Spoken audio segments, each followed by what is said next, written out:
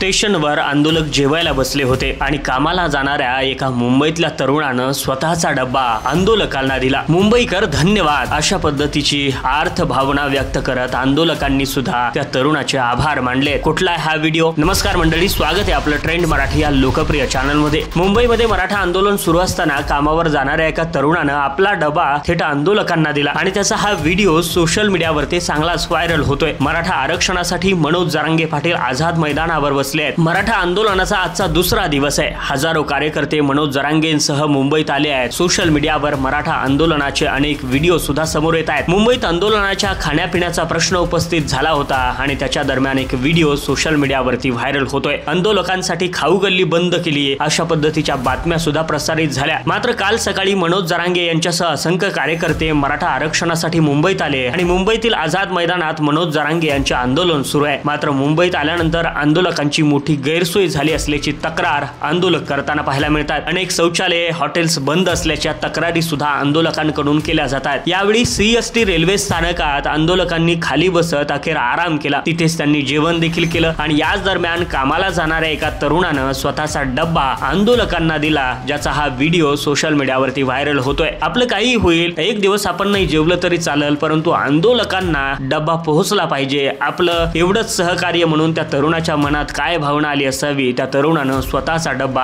आंदोलकाला दिला आणि पोटभर जेवा अशा पद्धतीनं सांगितलं। सोशल मीडियावर इंस्टाग्रामच्या माध्यमातून हा व्हिडिओ व्हायरल होतो आहे। अनेक नेटकरी या तरुणाचं कौतुक सुद्धा करतायत। मुंबईकर धन्यवाद अशा पद्धतीची भावना आंदोलक व्यक्त करताना पाहायला मिळत आहेत। कामावर जाताना स्वतःचा डब्बा या तरुणानं आपल्या बांधवांना दिला, त्याच्यामुळे त्याचे आभार व्यक्त केले जात आहेत आणि हा व्हिडिओ सोशल मीडियावरती प्रचंड धुमाकूळ घालतो आहे। वेळोवेळी अपडेट आपल्यापर्यंत पोहोचवण्याचं काम आम्ही करू, त्यासाठी आपल्या ट्रेंड मराठीला सबस्क्राइब करून ठेवा।